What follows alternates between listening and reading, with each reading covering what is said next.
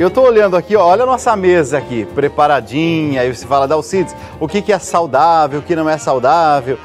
Eu vou olhando aqui nessa mesa e vai me chamando a atenção o seguinte, que eu estou achando que tudo isso aqui está saudável e está bonito. Mas eu quero chamar o Dr. Patrick Rocha, médico especialista em nutrição. Dr. Patrick, seja muito bem-vindo, muito boa noite. Obrigado. É um prazer estar aqui falando sobre um assunto tão importante. Um assunto importante e eu já começo com dúvidas aqui. Por exemplo, estou vendo aqui várias coisas, tenho vários esclarecimentos a fazer. Mas eu estou olhando aqui, ó, pão integral. Todo mundo diz assim, Dalcides, tem que comer pão integral. Pão integral, por exemplo. Outros dizem, não tem tanta necessidade assim. É mesmo o pão que deve ser no dia a dia? É a pior pedida que você pode fazer. Vamos começar bem polêmico, né? Com uma declaração bem polêmica. Por quê? Porque 2 fatias de pão integral contém mais açúcar do que 2 colheres de sopa de açúcar cheios. Um cardiologista chamado William Davis, lá nos Estados Unidos, escreveu um livro sobre isso, chamado Barriga de Trigo. E ele começou a estudar e a comparar o trigo convencional, esse pão que a gente considera o pão branco, sim, com o pão integral. E ele descobriu, não só ele, mas vários estudos de grandes universidades, como a Universidade de Harvard, a Universidade da Califórnia, que o pão integral, ele eleva o açúcar no sangue muito mais do que o próprio açúcar puro, né? Então, a gente já começa aí eu já tô aqui. Eu fui tão assim certo, pão integral.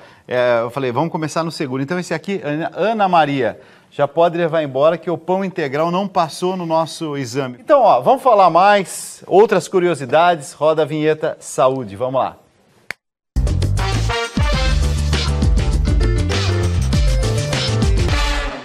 O doutor já está aqui com a gente, o doutor Patrick Rocha, ele que é especialista em emagrecimento feminino e nutrição, presidente do Instituto Nacional de Estudos da Obesidade e Doenças Crônicas. Ele tem um projeto de um e-book best-seller Emagreça com o Dr. Rocha. Doutor, já estou vendo aqui pelo currículo, então eu vou ter que levar mais a sério mesmo as coisas que o senhor está falando.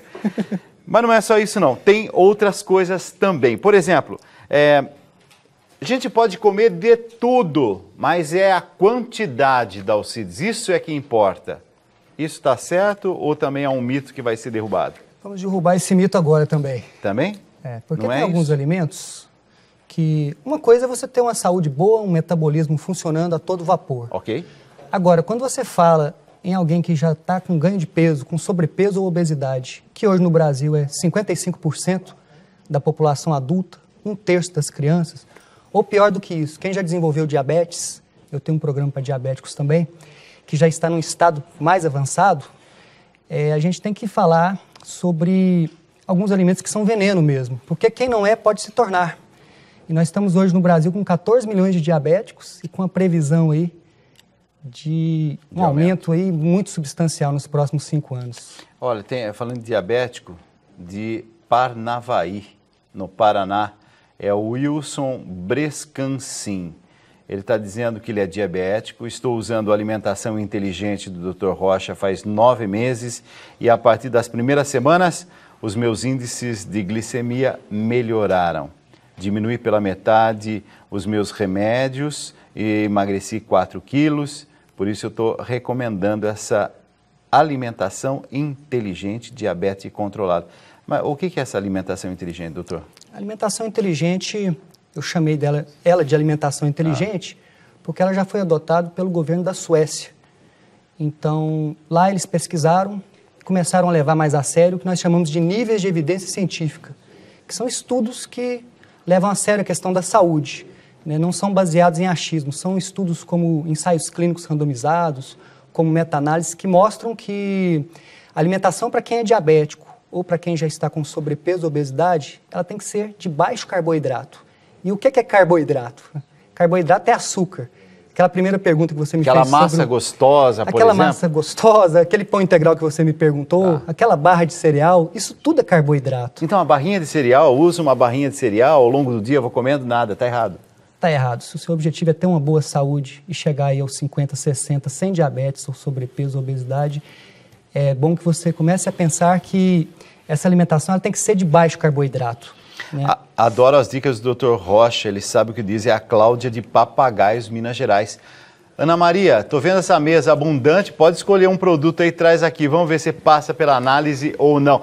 Opa, Ana Maria já foi direto no chocolate. Esse é o preferido das mulheres, né? Dizem que comer um pouquinho de chocolate é algo bom, é positivo. Positivo é desde isso, que ou não? Positivo desde que seja um chocolate com alto percentual de cacau. Pelo menos 70%, 85% é o ideal. E acaba sendo um chocolate mais amargo. Porque o que chamam de chocolate, na verdade, é pasta de cacau com muito açúcar. Quando eu falo açúcar, eu estou falando aí de um outro alimento que pode trazer problemas. Agora, é aquela história. Pequenas quantidades aí, como uma sobremesa, um quadradinho desse, o difícil... Um quadradinho desse aqui, tudo bem. Eu estou vendo aqui, o que é esse aqui? É 85? É meio amargo. Quando fala meio amargo, já é para cima de 70? Ou não? Geralmente acima de 50, né? De 60, já é meio amargo. Isso aqui, por exemplo, pode ser uma sobremesa? Se for meio amargo, sim. Sim? Com certeza. Então quem está em casa também, se está com vontade de comer um negocinho desse aqui, não há problema. Não vai ser nenhum problema maior, não. Com Doutor, certeza. Tenho dúvidas em... Nossa, mas tem muita pergunta chegando. Bom, vamos aqui para mais perguntas, questões. De Iguatu, no Ceará, a Vicentina está dizendo sobre reumatismo. Tenho reumatismo, tem alguma alimentação que vai ajudar nesse caso? A alimentação inteligente, que é a alimentação de baixo carboidrato, ela ajuda bastante, porque nessa alimentação nós retiramos esse excesso de pães, de massas e também o excesso de óleos vegetais poliinsaturados, óleo de soja, óleo de canola. Esses óleos, eles são inflamatórios e pouca gente sabe disso. Margarina é veneno? A margarina é veneno. Ela é um extrato, ela é produzida pelo... A manteiga já é um alimento saudável. Alimento saudável, temos ali, acho que é a manteiga esse aí, não pode é, Ana Maria? Pode trazer, vamos lá. Aí nós temos muita já pode coisa trazer boa mais um também, Ana Maria. E a simples retirada desses óleos do cozimento e colocando a manteiga no lugar, já traz melhoras incríveis, né? Eu tenho depoimentos assim diariamente. Então é para comer manteiga, isso que nós estamos vendo aqui. É para comer manteiga e vou além. Se for para cozinhar, pode ser banha de porco também. É mesmo? Sim. Banha de porco lá das nossas avós? Das nossas avós. Elas não tinham essa quantidade de problemas que nós temos hoje. Olha aqui, de Santo André, o José Venâncio está dizendo assim: Dr. Patrick, parabéns pelo belíssimo programa Diabetes Controlada, ensinando a população a ter vida mais saudável, sem remédios. É mesmo? Sem remédio? A ideia arregaçar as mangas e vamos para a luta. Vamos para cima, porque existe hoje um excesso de medicação que, se você usar uma alimentação de baixo carboidrato, dá para retirar em alguns casos e, em muitos casos, dá para reduzir também, né? Então, nós temos casos de retirada e até de reversão de diabetes tipo 2 com alimentação de baixo carboidrato, que é a alimentação inteligente. A nossa produtora Fernanda está desesperada aqui no meu ouvido, dizendo: meu Deus, mas onde que a gente vai encontrar então agora energia, visto que carboidrato está meio banido? E aí? Opa, boa pergunta. Muito fácil, muito simples. O nosso corpo, geneticamente, ele lida muito bem, ele consegue lidar bem com carboidratos fibrosos, que vem o quê? Da mandioca, né? Que vem também aí da beterraba, da cenoura. E, por incrível que pareça, poucas pessoas sabem, mas os estudos mostram que o nosso organismo, ele usa muito bem a gordura saturada como fonte de energia. É considerado um supercombustível, inclusive, para o cérebro.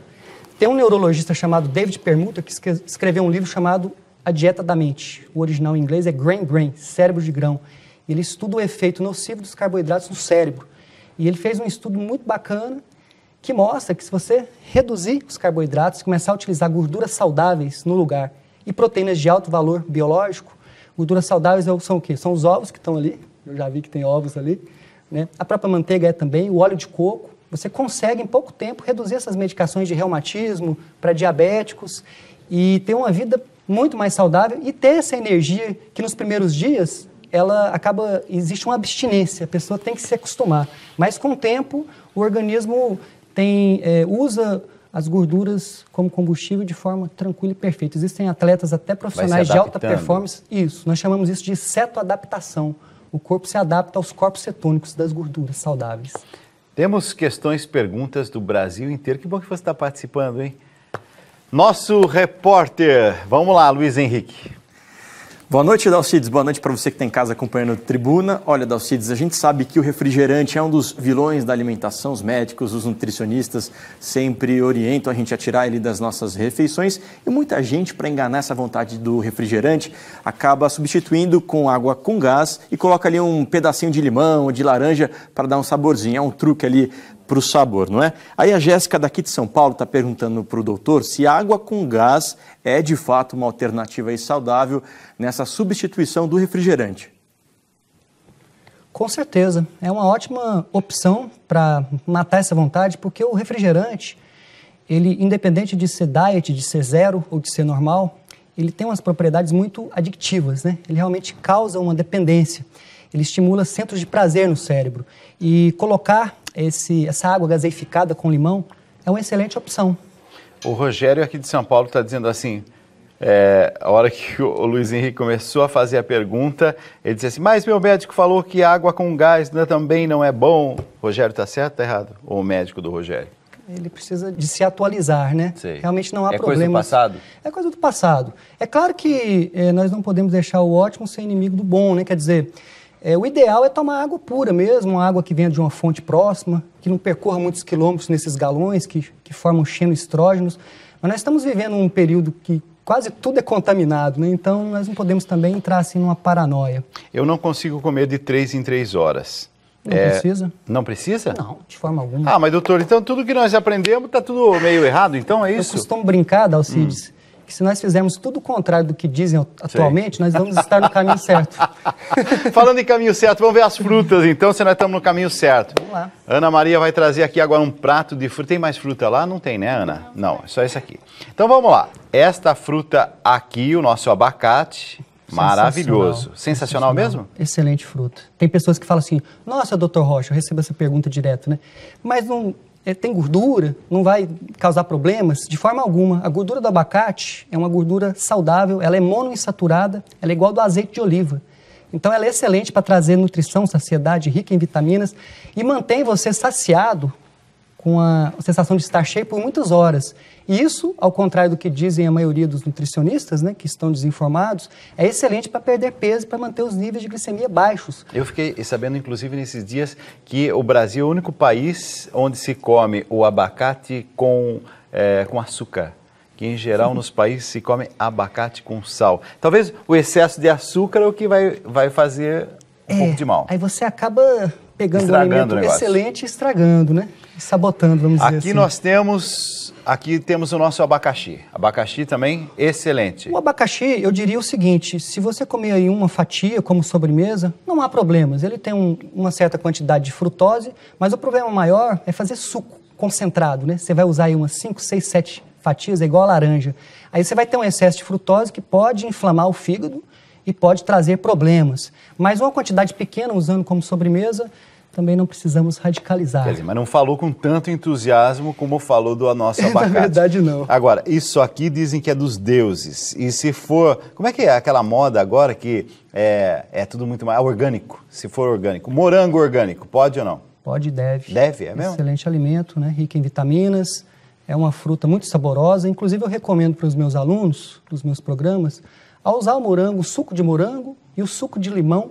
O pessoal pergunta, né? Qual suco que eu vou usar, doutor Rocha? De limão. De limão é o melhor, mas o de morango... Não nas refeições.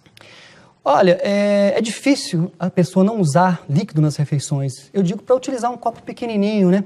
Porque é quase impossível. É tipo da coisa que você recomenda e ninguém faz. Café, tá liberado. O café é uma bebida que tem uma série de propriedades benéficas para o organismo. Agora, o café, hoje, a maior parte dos cafés são muito industriais. Contém muito pesticida e isso pode ser um problema para quem bebe muito, né? Tá. Se a quantidade for pequena, não há maiores problemas. Um outro problema do café é tomar ele à noite, porque ele danifica o sono, ele atrapalha o sono para muitas pessoas. A cafeína é um estimulante do sistema nervoso central, não é isso? E utilizar quantidades de café só de manhã e à tarde pode ser benéfico, inclusive, para a memória. Tem estudos que mostram isso. O Ailton da Cruz de Salvador, na Bahia, está dizendo batata doce, a uva, inhame, pode comer com tranquilidade? Batata doce, pode? Vamos com calma, né? Batata doce. Se você não tem problemas de peso e não é diabético, pode usar tranquilamente. Se você tem problemas de sobrepeso ou obesidade e é diabético, tem que moderar, utilizar pequenas quantidades. O inhame é uma boa opção, mas para quem é diabético, tem que ficar de olho. Eu costumo recomendar para os diabéticos o seguinte: faça um exame, o teste do glicosímetro, né, aquele que você fura o dedo, Sim. faça ele antes da refeição e 1 hora depois. Se der abaixo de 140, tranquilo. Então, cada um vai achar a sua quantidade certa de alimento, porque cada organismo é único. Então, isso aí é individualizado. Inhame, uva. A uva, né? A uva não exagerar também, é como o abacaxi, porque ela tem bastante frutose, né? Então, se comer algumas aí como sobremesa, não há problema. Suco de uva, nem pensar. Suco de uva, eu costumo recomendar para quem gosta muito, colocar uma pequena quantidade daquele suco concentrado e diluir bastante com gelo, água. Que aí não há problemas. Aipim. Aipim É macaxeira, mandioca, né? Eu acho que o bacana da mandioca é a tapioca, né, que é feita da mandioca. E a tapioca pode ser uma excelente opção para substituir os pães integrais. Essas massas, para quem gosta demais. Ela é uma opção boa, você faz de massa fina e recheia aí com carnes, com queijos. Ajuda bastante quem quer emagrecer ou controlar a diabetes. Eu estou vendo aqui carne. E é outra coisa polêmica. É um assunto polêmico. A minha irmã, por carne, exemplo, tem uma irmã que diz assim, proibiu a família. Diz que ninguém mais vai comer carne aqui em casa. Nossa, assim, sabe? Uma decisão radical. Radical. E obrigou todo mundo. Tá Mesmo? certo ela ou não? Olha, os nossos ancestrais, se nós voltarmos nossas gerações, se nós pudéssemos entrar numa máquina do tempo e voltar aí uns 15, 20 mil anos, né, nós íamos nos deparar com a seguinte situação. Nós vivíamos do que nós caçávamos, antes da Revolução da Agricultura, né, uns 15, 20 mil anos atrás, do que nós caçávamos e comíamos tudo que podíamos, o tanto que podíamos, e ainda tínhamos que fugir para não ser caçados, né? Então, assim, a carne, a nossa genética é perfeitamente adaptada a usar carne vermelha, de preferência com a gordura natural dela, porque isso traz saciedade. Isso é um problema sério, a carne muito magra, ela acaba, não que ela seja ruim, mas com a gordura natural é melhor. Agora, as melhores carnes, no Brasil nós temos essa vantagem, nos Estados Unidos não, porque lá eles criam muito gado confinado comendo trigo, rações. O Brasil hoje, acho que 80% come, pastam, né? Os gados pastam. Então essa carne é uma carne boa e ela é rica em ômega 3, olha que interessante. Aqui tem uma semente, o que é essa semente aqui? Essa é a soja verde. Soja? Soja verde? É. Soja também diz que já está banido, é isso? A soja é um péssimo alimento para crianças, adultos e idosos. O que os estudos das maiores universidades têm mostrado com a soja? A soja na sua forma fermentada, que não é muito utilizada no Brasil, a não ser que você vai num restaurante japonês, que eles têm lá o tofu, o tempê, aqueles pratos fermentados, ela é ótima. Mas no Brasil essa soja, o extrato de soja ou até mesmo o tal do leite de soja é terrível, porque além do açúcar que vem nele, nós temos aqui substâncias que deprimem a tireoide. Nós chamamos de agentes goitrogênicos. Então, tem muita gente aí com hipotireoidismo por conta da soja. Em crianças é pior, porque atrapalha o desenvolvimento sexual, formação dos testículos. Nós temos casos aí de crianças, adolescentes com infertilidade por conta da soja, pelo excesso de soja. Então, é um alimento que, se não for fermentado, que não é da nossa cultura, é bom evitar. A Nazaré Lima, do Rio de Janeiro, está dizendo o seguinte: doutor, eu sou muitíssimo magra. Eu preciso urgentemente engordar 5 quilos. Está afetando a minha autoestima. Estou desesperada, me dá uma luz. Nazaré, calma lá. Vamos lá, doutor Rocha, fala pra gente. É uma pergunta que eu recebo raramente. A maioria das mulheres que me procuram é querendo emagrecer, né? E ela aqui, ó, ela está dizendo que para ela é um problema. Mas existem pessoas que realmente precisam engordar. O que eu recomendo? Nazaré é o nome dela, né? Nazaré, você deve buscar nos tubérculos, que são fontes de carboidratos saudáveis, né? Nas proteínas de alto valor biológico, carnes, ovos, e procurar fazer musculação, porque a musculação ela traz um ganho de massa magra, de hipertrofia. E a massa magra vai melhorar o metabolismo dela, vai melhorar a autoestima, e para a mulher é um excelente caminho fazer uma atividade física como a musculação e não ficar aí muito em esteira não, porque isso aí acaba queimando massa magra que ela já tem pouca. Isso é o que a ciência nos mostra. Um estudo da Universidade de Harvard nos mostra que atividade física com ganho de massa magra, pro caso dela que tem pouca, é um ótimo caminho. Para quem tem que emagrecer é parecido também. A Regina de Matozinho está falando, pronto, só falta agora ele dizer que o glúten também está liberado. O glúten é um veneno, eu nem falei nele, poderíamos passar aqui alguns programas falando só sobre o glúten. Então isso está certo, temos que evitar o glúten. Temos que evitar o glúten, mas existe aí fora, dentro desse marketing sem glúten, muitos alimentos, muitos, vamos dizer assim, lobos disfarçados de cordeiro, né? O pão sem glúten é um exemplo. Tá. O pão sem glúten, eles tiram o glúten, mas é repleto do açúcar do pão, que é a amilopectina, que é terrível, né? Então, assim, alimentos sem glúten devem ser evitados, mas na sua forma natural, não buscar alimentos industriais sem glúten. Doutor, muitas perguntas chegando em todas as partes.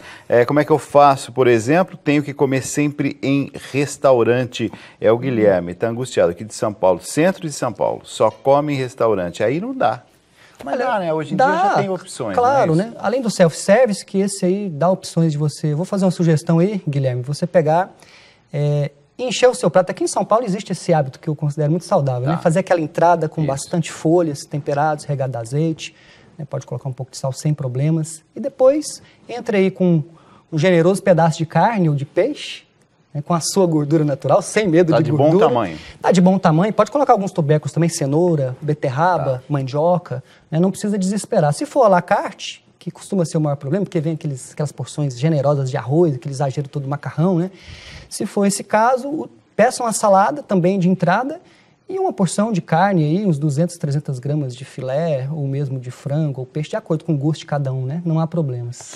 Vamos para o último alimento que está ali sobre a nossa mesa, ovos.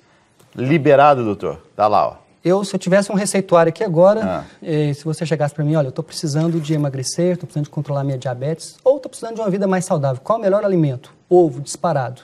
Por quê? Porque ele é rico em tudo de bom, né? Afinal de contas, de um ovo sai uma vida, né? Que é um pinto. Então, assim, é uma vida completa. Então, você tem vitaminas, o polivitamínico, você tem gorduras saudáveis, você tem proteína de alto valor biológico, traz nutrição, traz saciedade. E lá na Suécia eles prescrevem ovos, né? 5 ovos, 4 ovos por dia. Então isso é interessante, eu tenho feito isso nos meus programas e os resultados são incríveis. Inclusive para a nossa amiga lá que precisa ganhar massa magra, ela utilizar de 4 a 5 ovos por dia, eu recomendo para todo mundo. Um detalhe, né? O ovo caipira é muito melhor. Você vai encontrar aí nos mercados municipais, nos melhores supermercados, mas aquela história, como eu já falei, né? Não podemos deixar o ótimo ser inimigo do bom, então o de granja pode ser usado, mas ele é um pouco mais, ele é enjoativo com o tempo. Então, o ovo caipira, aquele lá da chácara, lá da roça, é o melhor. Inclusive, a gema dele é bem alaranjada, né? Tem aquela cor laranja forte. Doutor, última pergunta da noite, porque nós vamos encerrar essa nossa entrevista.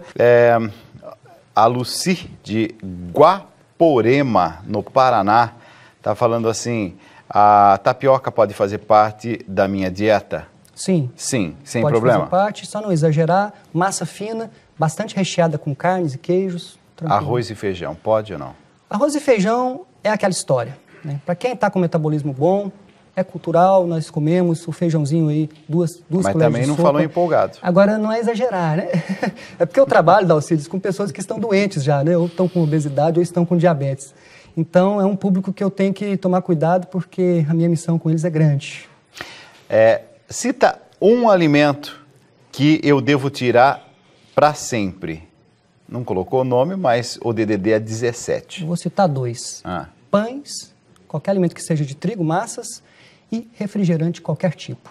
São pães, tirar para sempre. Sim, se puder. Refrigerante para sempre. Com certeza. Doutor, não tem ideia o quanto eu aprendi nessa noite. Me falaram de um e-book, que é um best-seller, Emagreça com o Dr. Rocha, é isso? Sim, é um livro digital que tem ajudado aí milhares de mulheres, homens também. Eu voltei mais para o público feminino, mas a mulher geralmente ela leva o homem junto, né? Quando ela adota a alimentação, ela leva para casa. Tem ajudado milhares de mulheres a emagrecer e a permanecerem magras, que é o mais importante. E o meu projeto Diabetes Controlada também, que já ajudou aí mais de 30 mil pessoas pelo Brasil afora no último ano, que é um projeto que tem trazido muita alegria aí para as pessoas. Quero te agradecer. O presidente do Instituto Nacional de Estudos da Obesidade e Doenças Crônicas, Patrick Rocha. Obrigado, doutor. Eu que agradeço pela oportunidade. Muito obrigado por ter vindo. Foi um prazer. É isso que a gente quer. Você, pronto, indicou, pediu para que a gente tratasse desse tema, a gente faz exatamente aquilo que você pede para a gente fazer. Quando a gente percebe que pode ser um bom caminho, pode.